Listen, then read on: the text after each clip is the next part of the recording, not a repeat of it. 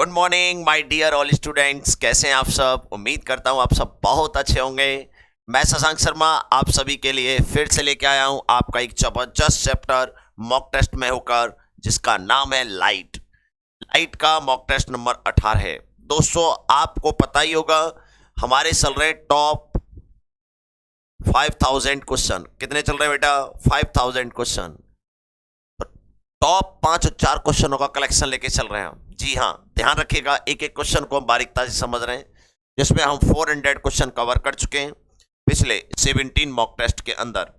अब हम समझने वाले हैं 18 मॉक टेस्ट, और ये ऑप्टिक्स है, और ऑप्टिक्स के 4 मॉक टेस्ट हैं, जिसमें से ये पहला आ रहा है।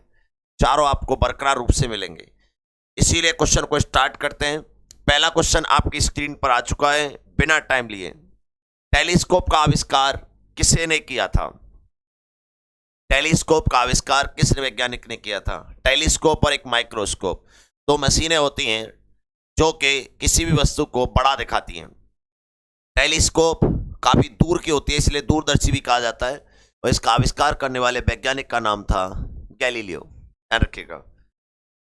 क्वेश्चन नंबर 402 बेटा, बढ़िया क्वेश्चन। दर्पण वह युक्ति है जो आधारित है, बताइए, मिरर किस पर डिपेंड करता है? रिफ्लेक्शन पर, या रिफ्रैक्शन पर, या फिर टीआईआर, या तीनों पर? दिस इज रिफ्रैक्शन, रिफ्लेक्शन, परावर्तन, रिफ्लेक्शन। ये रिफ्रैक्शन है, अपवर्तन। ये टीआईआर है, टोटल इंटरनल रिफ्लेक्शन, या एबीसी, तीनों। तो जो मिरर होता है ना, मिरर, उसमें आता है रिफ्लेक्शन, यानी प्रकाश की किरण आती है और रिफ्लेक्ट हो जाती है, इसे बोलते हैं रिफ्लेक्शन यानी परावर्तन। क्वेश्चन नंबर अगला 403। यदि किसी समान फोकस दूरी के उत्तल लेंस व अवतल लेंस को संयुक्त किया जाए तो संयुक्त की फोकस दूरी बताइए। इन सेम फोकल लेंथ के एक तो कॉनकेव लेंस लिया गया है दोस्तों, और एक कॉन्वेक्स लेंस दिया गया है, और उसका नेट फोकल लेंथ बताना है। ये फॉर्मूला आता है 1/f नेट बराबर 1/f1 प्लस 1/f2। 1/f1 की जगह f है, दूसरे की जगह f है, क्योंकि इसने कहा है कि एक तो उत्तल लेंस लिया है, इसका फोकल लेंथ होता है पॉजिटिव f, और कॉनकेव लेंस जो होता है उसके लिए -f लेते हैं। और जैसे मैं नेट करूंगा तो फोकल लेंथ आ जाएगा 0, तो ये 1/f नेट आएगा। तो यहां से फोकल लेंथ जो आ जाएगी वो आ जाएगी 1/0, बोले तो इन्फानाइट। इसका मतलब ये प्लेन मिरर की तरह काम करेगा, एक समतल दर्पण की तरह काम करेगा। Then answer infinite. बढ़िया क्वेश्चन है, ऐसे क्वेश्चन आ जाते हैं बेटा, ध्यान रखिएगा ऐसे। अब आ रहा है क्वेश्चन नंबर 404 बेटा, आपकी स्क्रीन पर करिए। 404। पानी के अंदर वायु के द्वितल बुलबुले का व्यवहार होगा, यानी कि पानी के अंदर जो वायु का द्वितल, द्वितल यानी कॉन्वेक्स है, ठीक है। अभिसारी होगा, अभिसारी कहने का मतलब कॉनकेव, मतलब कॉन्वेक्स या कॉनकेव, या फिर सिंपल मिरर या कॉनकेव मिरर। ये सिंपल ग्लास या कॉनकेव मिरर, ये दे रखा है। अभिसारी, अभिसारी को बोलते हैं कॉन्वेक्स, और ये अपसारी, अपसारी मतलब कॉनकेव। सिंपल ग्लास या कॉनकेव मिरर। तो आपसे ये पूछा है, तो बेटा एक बात बताइए, ये है पानी का टैंक, और इसके अंदर एक एयर का बबल है, ये कंडीशन है। इसके अंदर से आपसे पूछा है ये किसकी तरह काम करेगा। तो याद रखिए, इसका जो मिरर का जो आपके पास लेंस का रिफ्लेक्टिव इंडेक्स आ रहा है, लेंस का, ग्लास का, वो मीडियम का जो की तुलना में क्या है, कम है। तो इसका नेचर बदल जाएगा बेटा। इसका नेचर जब बदलेगा तो तुरंत यह कॉनकेव की तरह, कॉनकेव की तरह काम कर रहा था, कॉन्वेक्स की तरह, अब किसकी तरह काम करेगा, कॉनकेव की तरह, यानी अपसारी लेंस की तरह काम करेगा। तो ये बात याद रखिए, कई बार क्वेश्चन में पूछा गया है कि कोई भी पानी की ड्रॉप हो, क्या हो, पानी की ड्रॉप हवा में किसकी तरह काम करती है, कि कॉन्वेक्स लेंस की तरह। लेकिन पानी के अंदर हवा का बुलबुला किसकी तरह काम करता है, कॉनकेव लेंस की तरह। याद रखिएगा, पानी की बूंद यानी पानी की जो ड्रॉप होती है वो एयर के अंदर कॉन्वेक्स लेंस होती है, और एयर का जो बबल होता है पानी के अंदर वो कॉनकेव लेंस होता है। याद कर लेना इसे। Question number 405। दंत चिकित्सक का दर्पण किस प्रकार का होता है? यानी कि जो मिरर होता है मेडिकल में जो यूज किया जाता है मिरर, वो कैसा होता है? बेलनाकार मिरर, गलत। सिलेंड्रिकल नहीं होता है, सिंपल मिरर नहीं होता है, कॉन्वेक्स मिरर नहीं होता, कॉनकेव मिरर होता है, क्योंकि यह छोटे को बड़ा दिखाता है। दांत को दिखाने के लिए यह क्या करता है, छोटे को बड़ा दिखाता है। छोटे को क्या दिखाता है, ये बड़ा दिखाता है। बात समझ गए बेटा, या छोटे को बड़ा दिखाता है।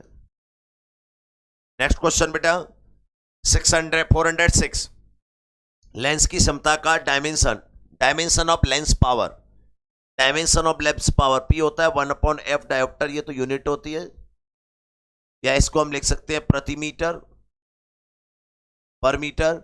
इसकी डायमेंशन हो जाती है ml inverse T0, ml inverse T0। बहुत बढ़िया, बम्बई आंसर। ठीक है, इस तरीके से आप कर सकते हैं। नेक्स्ट क्वेश्चन बेटा, बहुत बढ़िया क्वेश्चन, क्वेश्चन नंबर 407। करिए बढ़िया बढ़िया तरीके से करिए। 20 सेंटीमीटर फोकल लेंथ वाले एक कॉनकेव मिरर के आगे 25 सेंटीमीटर की दूरी पर रखी वस्तु का रियल इमेज बनता है, तो मैग्निफिकेशन पावर होगा। मिरर का जो मैग्निफिकेशन पावर फॉर्मूला होता है वो होता है -I/O -V/U M-V/F या F/F-U। इनमें से आप कोई सा भी लगा सकते हैं, जो दिया हो, जो बेनिफिट दे आपको।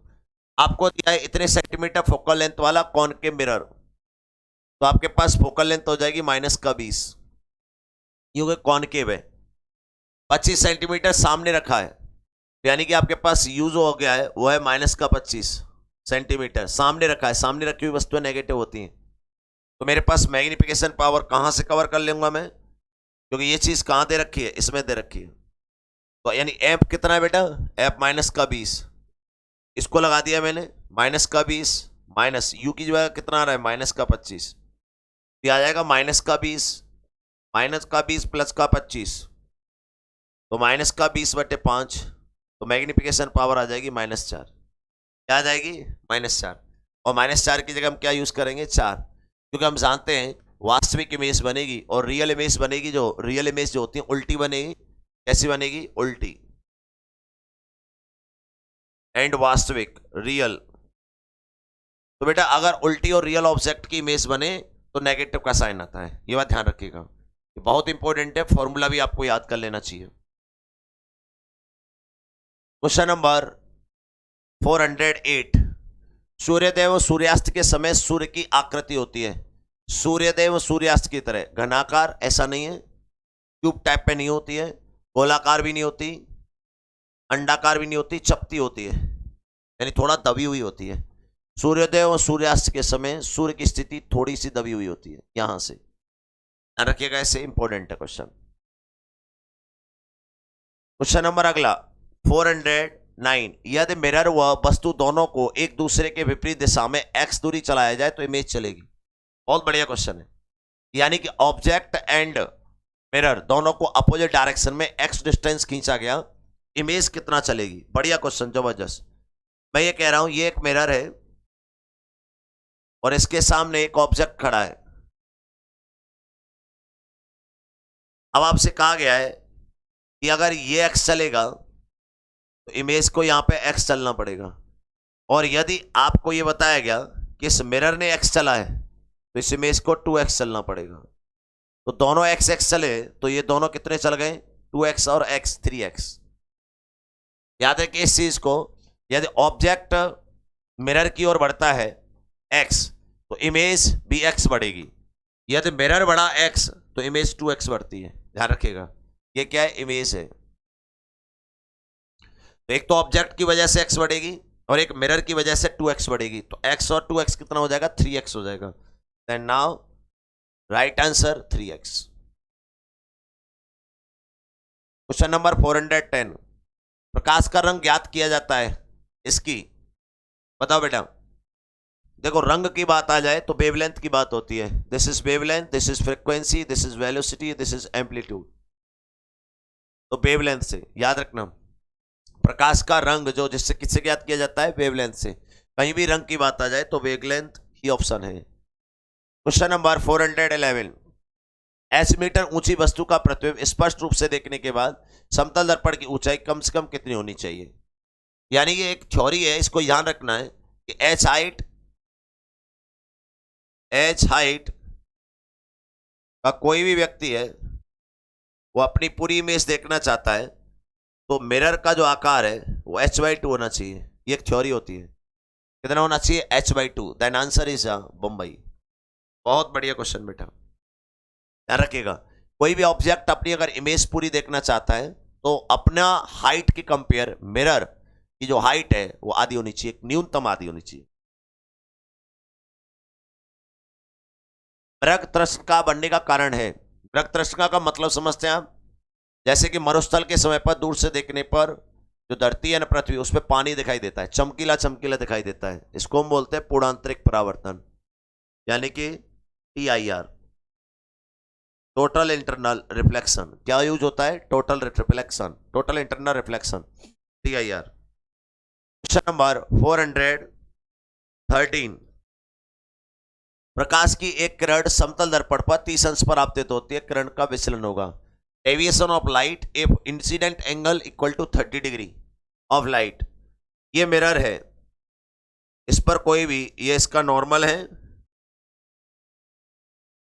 और इस पर कोई भी प्रकाश की किरण 30 डिग्री पर आपतित हुई, ऐसे निकल जाएगी, तो यह है डेविएशन। यह डेविएशन होता है 180 माइनस आई 2i, 180 minus 2i, pi minus 2 theta. तो यहां से डेविएशन डेल्टा जो आता है वो आता है पाई माइनस 2i, पाई 180 माइनस 2i, आई का वैल्यू 30, 180 माइनस 60, ये आ जाता है बेटा 120 डिग्री। बहुत बढ़िया क्वेश्चन है, कई बार आ चुका है डेविएशन एंगल। अगला क्वेश्चन बेटा, गोलीय पृष्ठ के लिए अपवर्तन सूत्र है, reflection formula for spherical surface, reflection formula for spherical surface. कोई भी गोलीय सतह है, ये गोलीय सतह है, इसका रिफ्लेक्टिव इंडेक्स दे रखा है आपको पास μ1 और ये दे रखा है μ2। तो आपसे पूछा है इसका फॉर्मूला होगा, यहां ऑब्जेक्ट होगा, यहां से यहां तक की डिस्टेंस है u, और यहां इमेज बनेगी, और यहां से यहां तक की डिस्टेंस है v। तो ये होता है μ2 माइनस μ1 ओवर r बराबर μ2 upon v minus μ1 upon u। ये रिलेशन होता है। Then right answer is the C. ध्यान रखिएगा, स्पेरिकल ग्लास के लिए होता है बेटा। Question number 415। टेम्परेचर का मान सर्वप्रथम किसने दिया था? टेम्परेचर को सबसे प्रथम पहले किसने, वैज्ञानिक ने डिफाइन किया था? कौन से वैज्ञानिक थे? रोमन थे, याद रखिएगा, लर्निंग क्वेश्चन है। वैज्ञानिक रोमन ने टेम्परेचर को सबसे पहले डिफाइन किया था। अगला क्वेश्चन बेटा, एक कॉनकेव मिरर की वक्रता केंद्र से जाने वाली किरण के लिए आपतन कोण होगा? Incident angle of concave mirror if incident ray passing with curvature point. ये क्वेश्चन दिया है आपसे, तो कोई भी आपके पास दे रखा है, यह है आपके पास कॉनकेव मिरर, और इसके इस पॉइंट से जा रही है कोई भी प्रकाश की किरण, बिल्कुल वक्रता केंद्र यहां से सी से, वक्रता केंद्र सी से ऐसे बेटा, तो यानी यही इंसिडेंट एंगल होगा, तो आई कितना हो जाएगा? 0 हो जाएगा। इंसिडेंट एंगल कितना आ जाएगा? 0। क्वेश्चन नंबर बेटा 417। जब सूर्य का प्रकाश हवा से पानी में जाता है तो फोटोन की ऊर्जा, बेटा जो एनर्जी होती है वो जानते हैं आप, एच न्यू होती है। एच प्लांक कांस्टेंट है, म्यू फ्रीक्वेंसी है, एच बदलता नहीं है, म्यू एक मीडियम से दूसरे मीडियम में जाने पर नहीं बदलेगा, तो ये दोनों कांस्टेंट रहेंगे, इसलिए फ्रीक्वेंसी नहीं बदलेगी, एनर्जी भी नहीं बदलेगी। Question number 418। यदि किसी पदार्थ में प्रकाश की वेवलेंथ इतने अल्टस है और तरंग दैर्ध्य इतने एंगस्टन है, तो रिफ्लेक्टिव इंडेक्स बताना है। Find the reflective index of medium if frequency of light wave to cross 10 to the power 14 hertz and wavelength giving you 5000 angstrom। तो आप जानते हैं एक एनर्जी का फॉर्मूला होता है, वो आता है एच न्यू आता है, और इसको हम लिख सकते हैं एच सी अपॉन लैम्डा, या एच न्यू, और एच न्यू के साथ साथ ये लिखा जा सकता है एच सी अपॉन लैम्डा, लिख सकते हैं। यहां से हम एच को काट देते हैं, यहां से हमने एच को काट दिया, तो न्यू बराबर सी अपॉन लैम्डा, क्लियर? यहां से हमारे पास वेवलेंथ दे रखा है और फ्रीक्वेंसी दे रखा है। यहां से हम वेलोसिटी निकाल लेते हैं। क्या निकाल लेते हैं? वेलोसिटी। वेलोसिटी के साथ साथ रिफ्लेक्टिव इंडेक्स आ जाएगा। अच्छा, मीडियम में, ठीक है। तो हम जानते हैं, चूंकि हमें एक चीज और पता है, v बराबर होता है c/n, होता है। तो यहां से c की जगह हम लगा देंगे v into N. N is a reflective index of medium. तो यहां से हम लगा देंगे c बराबर v into N upon lambda. तो यहां से हमारे पास रिफ्लेक्टिव इंडेक्स आ जाएगा mu lambda upon V, mu lambda upon V. और v की वैल्यू हम लगा देंगे स्पीड ऑफ लाइट के बराबर। यहां से आ जाते हैं म्यू, फ्रीक्वेंसी कितनी दे रखी है? फ्रीक्वेंसी है 2 क्रॉस 10⁻14। आपके पास वेवलेंथ कितनी दे रखी है? वेवलेंथ दे रखी है 5000 angstrom. And speed of light, speed of light कितना है? 3 क्रॉस 10⁸। This is wavelength. यहां से हम कंप्लीट इसको कैलकुलेट करेगा तो एक बार देख लेते हैं। म्यू, म्यू बराबर आ रहा है सी परफेक्ट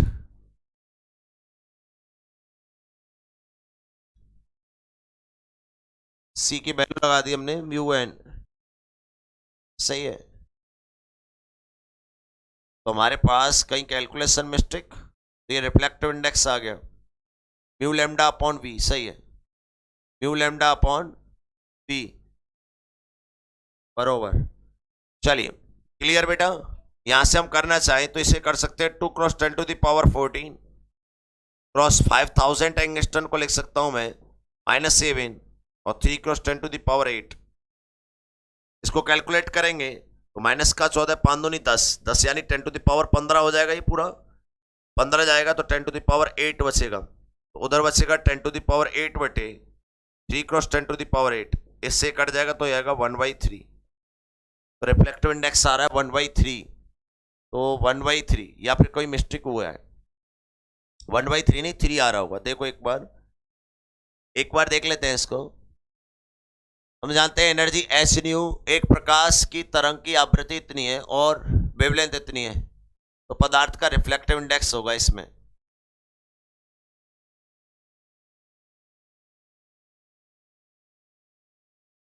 ठीक है, c/n परफेक्ट है। ओहो, v/, परफेक्ट। यहां हम एक मिस्टेक कर गए, यहां जो फॉर्मूला लगाए हैं वो उल्टा लगा दिए हैं। बेटा एक बात देखो ना ध्यान से इस चीज को, ये जो हमारे पास एनर्जी का फॉर्मूला आया U बराबर क्या आया? C की जगह में लगाना पड़ेगा v/λ। क्या लगाना पड़ेगा? v/λ, क्योंकि उस मीडियम में वेलोसिटी दे रखी है v, लाइट की नहीं दे रखी है वेलोसिटी, क्योंकि अलग अलग मीडियम में रिफ्लेक्टिव इंडेक्स में वेलोसिटी स्पीड ऑफ लाइट थोड़ी होगी। यहां से हम लगा देंगे म्यू और v बराबर लगा देंगे c/λ।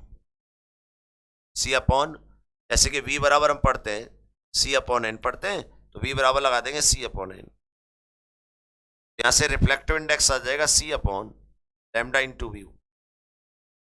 ये हमारे लिए बन गया है। तो हम निकालेंगे n बराबर c आ जाए 3 क्रॉस 10⁸ अपॉन लेमडा आ रहा है 5000 एंगस्टन क्रॉस 10⁻⁻10। और बेटा म्यू की फ्रीक्वेंसी आ रही है, ये फ्रीक्वेंसी वेवलेंथ हमारे पास आ गई, फ्रीक्वेंसी 2 क्रॉस 10⁻14। ठीक है बेटा? यहां से अगर हम ध्यान दें तो हमारे पास 3, 7 और यहां से कैलकुलेशन ये बचेगा हमारे पास 3 क्रॉस 10⁸ और ये आ जाएगा 5 यानी कि 10, और इन दोनों का करोगे तो 10⁻⁻4, ये यार 14। तो ये हमारे पास 10 एंगस्टन -7 माइनस का 14 है ना, वो 14। यहां से हम कैलकुलेट करेंगे तो 14 से कट जाएगा 4, 10⁻⁻10, तो ये प्लस का बचेगा। यहां ध्यान दें 5 दूनी 10, ये हो रहा है हमारे पास 5 क्रॉस 10⁻⁻7 क्रॉस 2 क्रॉस 10⁻14, ये आ रहा है 3 क्रॉस 10⁻8 5 और 5 10, और ये 10 टू द पावर माइनस का 6 क्रॉस 10 टू द पावर 14, ये कट गया पूरा, तो बच जाएगा 3। बढ़िया question, normal calculation. Next question बेटा, क्वेश्चन नंबर 419। पर्दे पर प्रतिबिंब प्रणाली के लिए अविसारी लेंस का उपयोग किया जाता है। यदि लेंस के ऊपर आधे भाग में अपारदर्शी माध्यम रख दिया जाए तो क्या होगा। क्वेश्चन ये कहा गया है कि किसी भी पर्दे पर इमेज बनानी है तो आपके पास यूज किया गया एक लेंस है जिसका नाम है कॉन्वेक्स लेंस। अगर आप इस कॉन्वेक्स लेंस के किसी आधे भाग को आपने ढक दिया, ब्लैक कर दिया, तो इमेज पर क्या प्रभाव पड़ेगा बेटा। इमेज पर केवल एक प्रभाव पड़ेगा क्योंकि उसकी इंटेंसिटी कमजोर हो जाएगी, अदरवाइज सेम रहेगा। आधा प्रतिबिंब लुप्त हो जाएगा, गलत बात है। पूरा प्रतिबिंब गायब हो जाएगा, गलत बात है।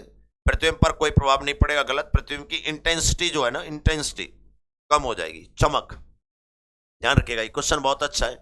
किसी लेंस के हाफ वाली साइड में अगर आपने पॉलिश कर दिया तो उसकी क्या हो जाएगी, चमक कमजोर हो जाएगी। ठीक है, उसकी चमक कमजोर हो जाएगी। अगला क्वेश्चन नंबर 420। यदि दो समांतर दर्पण प्लेन मिरर है कोई और 60 डिग्री पर झुके हुए हैं तो इनके बीच में एक बल्ब लगा हुआ है, उसकी बल्ब की इमेज, नंबर ऑफ इमेज बतानी है। ये आपके पास कोई भी दो मिरर दे रखे हैं जिनके बीच का जो एंगल है वह 60 डिग्री। क्या है एंगल, 60 डिग्री। यहाँ ऑब्जेक्ट रखा हुआ है तो नंबर ऑफ इमेज बतानी है। तो नंबर ऑफ इमेज आती है 360 अपॉन थीटा माइनस 1। ये हमारे पास एक फॉर्मूला होता है। तो हम यहाँ जान दें तो 360 ओवर 60 माइनस 1, तो ये 6 माइनस 1 यानी 5। नंबर ऑफ इमेज कितनी बनेंगी बेटा, 5 बन जाएंगी। इस तरीके से करना होता है। Question number 421। माइक्रोस्कोप से निर्मित अंतिम प्रतिबिंब होता है। लास्ट वाली इमेज माइक्रोस्कोप से बनने वाली लास्ट वाली इमेज कैसी होती है। लास्ट वाली इमेज एक तो सीधी बनती है, ध्यान दीजिएगा, सीधी बनती है, बड़ी बनती है, एंड इमेजिनरी बनती है। कैसी बनती है, इमेजिनरी। तो वास्तविक यानी आभासी बनेगी और आवर्धित बनेगी, ध्यान रखिएगा। हमेशा ये इस तरीके से इमेज बनाते हैं, हमेशा बड़ी इमेज बनाते हैं बेटा। 422। यदि किसी लेंस का मुख्य अक्ष के लंबवत दो समान भागों में आकार केवल एक भाग का उपयोग किया जाए तो प्रतिबिंब पर क्या प्रभाव पड़ेगा। पहले एक बात ध्यान दीजिएगा, क्वेश्चन में क्या कहा गया है। क्वेश्चन में कहा गया है कि हमारे पास एक मिरर है और इसमें आपने क्या कर दिया, इसको दो भागों में ब्रेक कर दिया है। तो किसी एक भाग को लिया गया है, तो इससे बनने वाली जो इमेज है उस पर क्या प्रभाव पड़ेगा, कोई प्रभाव नहीं पड़ेगा। अगर आप ऐसे काटते हैं तो समझे, समान रहेगी, अनंत हो जाएगी, इतना हो जाएगा, ऐसा कुछ भी नहीं है, सेम रहेगी, ध्यान रखिएगा। Question number 423। 15 सेंटीमीटर तथा 30 सेंटीमीटर फोकस दूरी के दो लेंसों को एक दूसरे के संपर्क में लाया गया, संयोजन की क्षमता बतानी है। कॉम्बिनेशन ऑफ लेंस का क्वेश्चन है। सबसे पहले नेट फोकल लेंथ निकाल लेंगे। फोकस दूरी के दो पतले लेंसों को एक दूसरे के संपर्क में लाया गया। पहले तो आप नेट फोकल लेंथ निकालेंगे, 1/f नेट, क्या आ जाएगा 1/f1 माइनस 1/f2 प्लस का बेटा, प्लस का निशान होता है क्योंकि हमारे पास कोई ये नहीं कहा है कि कैसा है, लेकिन हमें इतना पता है प्लस में दिया है तो वो कॉन्वेक्स होगा। यहाँ से ये 30 एलसीएम आ जाएगा, 15 दूनी 30 और 30 1, ये 3/30 आ जाएगा, इसका वैल्यू 1/10 आ जाएगा। This is focal length.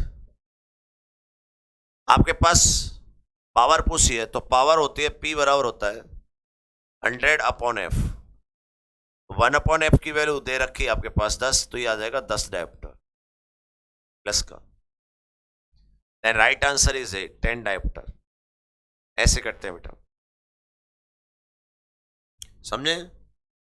Next question 424। मानव नेत्र की विभेदन सीमा होती है। विभेदन सीमा वे है जिसमें पास रखे हुए दो बिंदु अलग अलग दिखाई दें, और ये होती है 1 मिनट।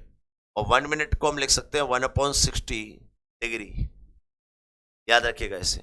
1 मिनट को हम लिख सकते हैं 1/60 डिग्री। 1 डिग्री में 60 मिनट होता है, याद करने वाला क्वेश्चन है। और ये लास्ट क्वेश्चन आपके स्क्रीन पर 425। बहुत सिंपल क्वेश्चन है, अभी ये हिंदी में आ रहे हैं, इंग्लिश में भी आने स्टार्ट हो जाएंगे 600 बाद।